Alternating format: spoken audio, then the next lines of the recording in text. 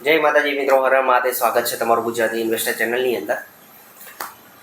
1 જુલાઈના દિવસે આપણે વાત થઈ હતી કે માર્કેટ ત્યારે નિફ્ટી 50 ઇન્ડેક્સ 24,000ની આસપાસ જોવા મળતું હતું. ત્યાંથી આજ 7 તારીખના દિવસે માર્કેટ 500 પોઈન્ટ જેટલું જંપ જોવા મળ્યું છે. નિફ્ટી 50ના ઇન્ડેક્સ ઉપરથી હું વાત કરી છું.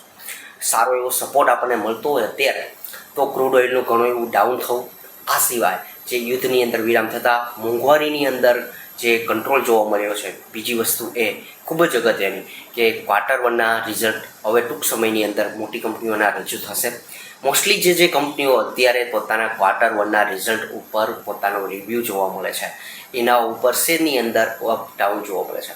તો આજના આ વિડીયોની અંદર એ જ કંપનીઓ ઉપર કે જે કંપનીઓ સારા અને ખરાબ અપડેટ આપી રહી છે એના ઉપર આપણે વાત કરીશું કે એની સાથે એક Q1ની અંદર સ્ટ્રોંગ અપડેટ આપતી એક કંપની કે જે આવનારા સમયની અંદર હજુ સારો એવો અપસાઇડ આપણને ત્યાંથી એવો લાગી રહ્યો છે કે એના ઉપર થોડું એવું ડીપ ઉપરમાં અંદર વાત કરીશું.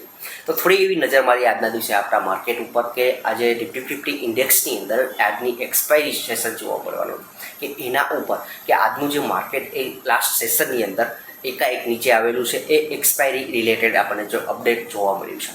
પણ સ્ટ્રોંગની અંદર જોઈએ તો આજના એક ક્ષેત્રની અંદર કે આપણે ક્યાં ક્યાં ક્ષેત્ર સ્ટ્રોંગ અને વીક જોવા મળ્યા. તો મેટલ, ફાર્મા અને રિયાલિટી સેક્ટર કે જે રિયાલિટી સેક્ટર ઘણા દિવસથી સ્ટ્રોંગ કામ કરી રહ્યું હતું, આજના દિવસે એની અંદર પ્રોફિટ બુકિંગ જે નબળું બનતું રહેલું છે એક મેટલ ક્ષેત્ર અને ફાર્માની અંદર એક પ્રોફિટ બુકિંગ દોર આપણને જોવા મળ્યો. આ સિવાય સ્ટ્રોંગ જો જોવા મળ્યું હોય તો આઈટી ક્ષેત્ર, જે શરૂઆતથી જ આપણે વાત કરીએ છીએ કે આની અંદર આ ઇન્ડેક્સની અંદર આ શેરોની અંદર આ કંપનીમાં સારો એવો જમ્પ જોવા મળશે. તો આજના દિવસે આઈટી ક્ષેત્રની અંદર આઈટી ક્ષેત્રના ઇન્ડેક્સની અંદર એવરેજ 2% જેટલો જમ્પ જોવા મળતો હશે. આ સિવાય ફાઇનાન્શિયલ પ્રાઇવેટ બેંક કે જેની અંદર એક સારો એવો સપોર્ટ જોવા મળ્યો. Bajaj finance, Bajaj Finserv, Shriram finance, Paytm જેવી ફાઇનાન્સ ક્ષેત્ર કામ કરતી કંપનીઓમાં પણ સારા એવા જમ્પ આપણને જોવા મળ્યા છે, કે સારો એવો સપોર્ટ જોવા મળ્યો છે. એક ટ્રેડિંગ બેટ માટે વ્યૂ માટે જો જોતા હોય કોઈ એ શોર્ટ ટર્મ માટે ખરીદવા માટે વિચારતા હોય તો આઈટી ક્ષેત્રની કંપનીઓ ઉપર તમે નજર રાખી શકો છો. સારો એવો જમ્પ દરેક કંપનીઓની અંદર ઓલરેડી છેલ્લા 3-4 દિવસથી જોવા મળી રહ્યો છે. પણ એની સાથે એક વસ્તુ ખાસી એવી ઉમેરીશ, ટૂંક સમયની અંદર TCS કંપનીના રિઝલ્ટ જોવા મળવાના છે. 9 તારીખે એ કંપનીનું રિઝલ્ટ છે, કેવું રહે છે, કંપનીનું મેનેજમેન્ટનું શું કેવું છે, એની પૂરેપૂરી અસર આખા ઇન્ડસ્ટ્રી જે ક્ષેત્ર ઉપર છે એ થતી આપણને જોવા મળશે. તો એ માટે ખાસી એવી 9 તારીખની રાહ જોજો, ત્યાર પછી એની ઉપર નજર તમારી જોવા મળશે.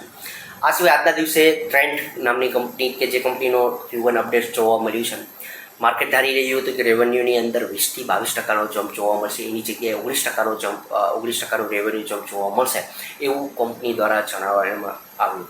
ઓલરેડી આ શેરની અંદર એક મહિનાની અંદર 20-22% શેરનો જમ્પ જોવા મળ્યો હતો. આ સાથે આજના દિવસે જે માર્કેટને પસંદ ન આવેલું Q1 અપડેટના લીધે આજના દિવસે આ શેરની અંદર 12% જેટલો ઘટાડો જોવા મળ્યો છે. આ સિવાય ડીમાર્ટ જેવી કંપનીની અંદર ગઈકાલે પણ આપણે ઘટાડો જોવા મળ્યો હતો. આ સિવાય બીજી એક કંપની કે જે કલ્યાણ જ્વેલર્સ કે આજના દિવસે Q1 અપડેટની અંદર નેગેટિવ માર્કેટે લીધા પછી આજના દિવસે 5-6% ઘટાડો આ કંપનીની અંદર જોવા મળ્યો કે કલ્યાણ કંપનીનું કલ્યાણ થતું હોય એવું આજે ડાઉનની અંદર જોવા મળ્યું છે.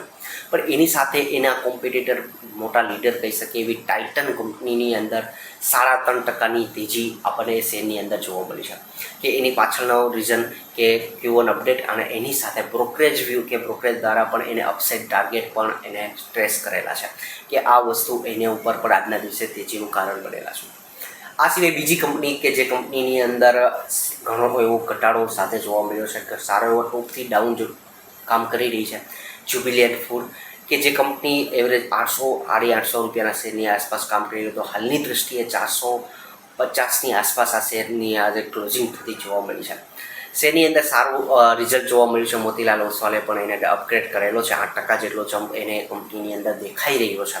તો જ્યુબિલિયન્ટ ફૂડ કે ઘણો એવો ટોપથી ડાઉન છે. ઓલરેડી જે મોંઘવારીની મારની અસરો આ બધી કંપનીઓ FMCG ઉપર કે ફૂડ ક્ષેત્રે કામ કરતી કંપનીઓની અંદર જોવા મળતી હતી, એની અસર આવનારા સમયની અંદર આવનારા ક્વાર્ટરની અંદર પણ એક નહીવત પ્રમાણમાં પણ જોવા મળે તો એ માટે જ્યુબિલિયન્ટ ફૂડને એક વોચ લિસ્ટમાં રાખવી જોઈએ. ત્યાર પછી વાત કરીએ તો મુખ્ય પોઈન્ટ ઉપર કે આ વિડીયોના જે પોઈન્ટ ઉપર આપણે ભાર દેવો છે એ કંપની ઉપર. જે કંપનીની અંદર વાત કરીએ તો એ શેરની વિશે ઊંડાણમાં જતાં પહેલાં એ વાત કરું તો આ કંપનીની અંદર પ્રોફિટની અંદર છેલ્લા 3 વર્ષની અંદર 91% જમ્પ જોવા મળ્યો છે.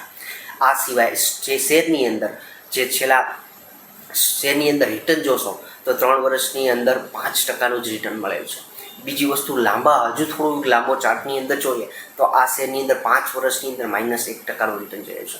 આ સિવાય કંપનીની અંદર પ્રોફિટ સેલ્સ આની અંદર સારો એવો ગ્રોથ જોવા મળ્યો છે, પણ શેરની અંદર જમ્પ જોવા મળ્યો નથી. એની પાછળનું એક રીઝન એ પણ ગણાવી શકીએ, જ્યારે આઈટી ક્ષેત્ર નથી, જ્યારે ડાઉનફોલ જોવા મળે છે, આ કંપની પણ એની સાથે પણ ડાઉન જતી જોવા મળે છે. ઇન્ફો એજ જે કંપની ઉપર હું વાત કરું છું, આજના દિવસે ઇન્ફો એજ કંપનીનું સારું એવું Q1 અપડેટ જોવા મળ્યું છે. શેરની અંદર 12 થી 13%નો જમ્પ પણ જોવા મળ્યો હતો. આજના દિવસે 11%ના જમ્પ સાથે એક તમને લેખ જોવા મળતો હશે. ઇન્ફો એજ જે કંપની કયા ક્ષેત્ર ઉપર કામ કરી છે, થોડી એવી વિગતવાર આપણે માહિતી લઈએ તો ઇન્ફો એજ કંપની ઓનલાઈન પ્લેટફોર્મ પ્રોવાઈડ કરતી કંપની છે, કે પોતાનો બિઝનેસ છે ઓનલાઈન દ્વારા કામ કરતી છે, કે જેની અંદર Naukri.com જે તમે નામ 100% સાંભળેલું જ હશે.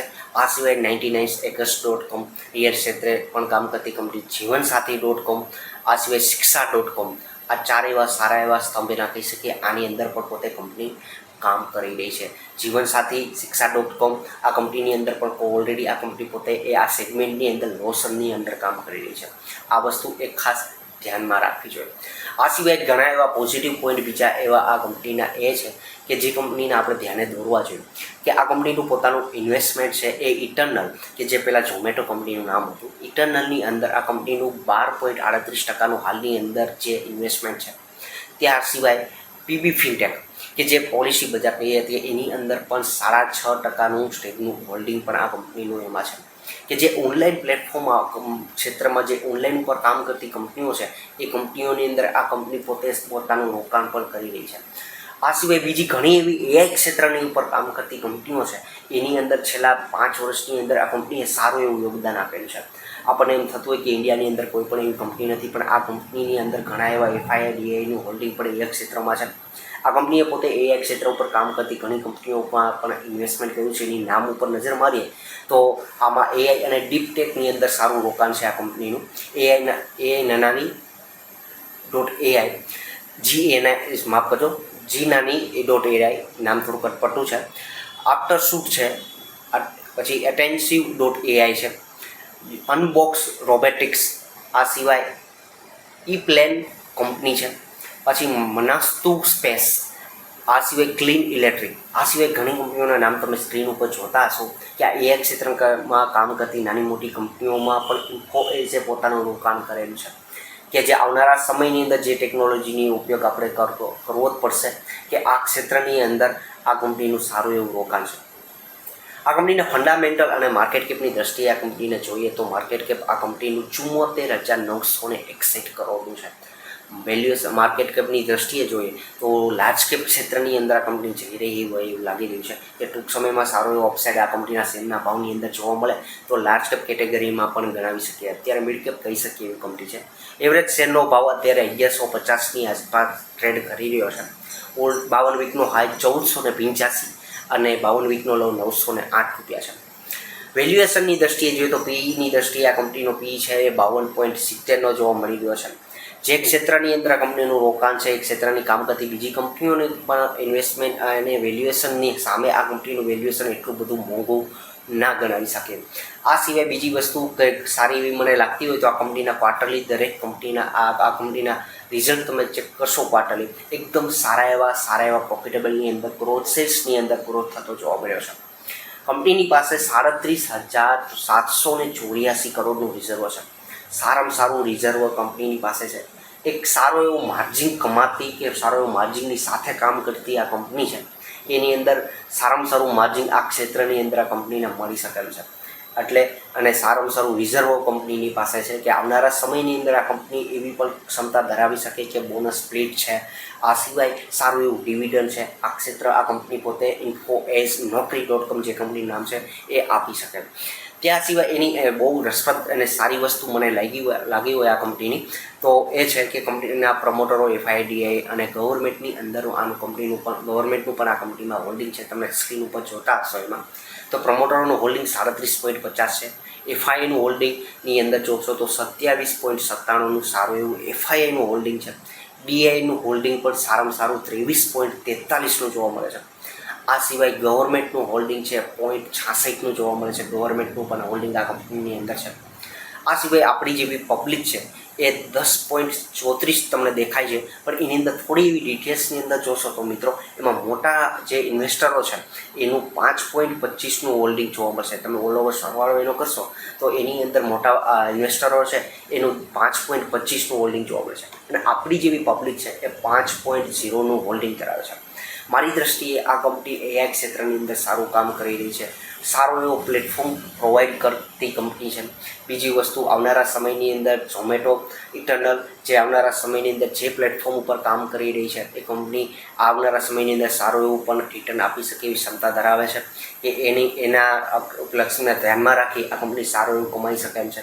પીબી ફિનટેક ઓનલાઈન જે પોલિસી બજાર જે કંપની છે એની ઉપર સારું એવું પણ પ્રોફિટ આ કંપની એને પણ મળી શકે એમ છે કે જે સેગમેન્ટની અંદર આ કંપનીઓનું રોકાણ છે એ આવનારા ફ્યુચર ઓરિએન્ટલ બિઝનેસ છે સાથે સંકળાયેલા છે. મારી દ્રષ્ટિએ આ કંપનીને તમારા વોચ લિસ્ટમાં રાખવી જોઈએ. મારા તરફથી કોઈ પણ ભલામણ છે ને કે આ કંપનીને કોઈ પણ કંપનીને તમે ખરીદો કે વેચાણ કરો. જે વિડીયોની અંદર જે કંપનીઓ ઉપર વાત કરવામાં આવી છે એને ફરી વખત જણાવવું છે. ડિસ્ક્લેમર શરૂઆતમાં જે આપેલું છે એ ધ્યાનથી વાંચી લેવું. વિડીયોના અંત સુધી બન્યા રહેશો. ખૂબ ખૂબ આભાર. હું આશા રાખું છું તમને વિડીયો ઘણો પસંદ આવ્યો હશે તો તમે અંત સુધી બન્યા રહેશો. ચેનલ સબસ્ક્રાઈબ કરજો, વિડીયોને લાઈક કરજો, તમારા મિત્રો સાથે શેર કરજો. Thank you.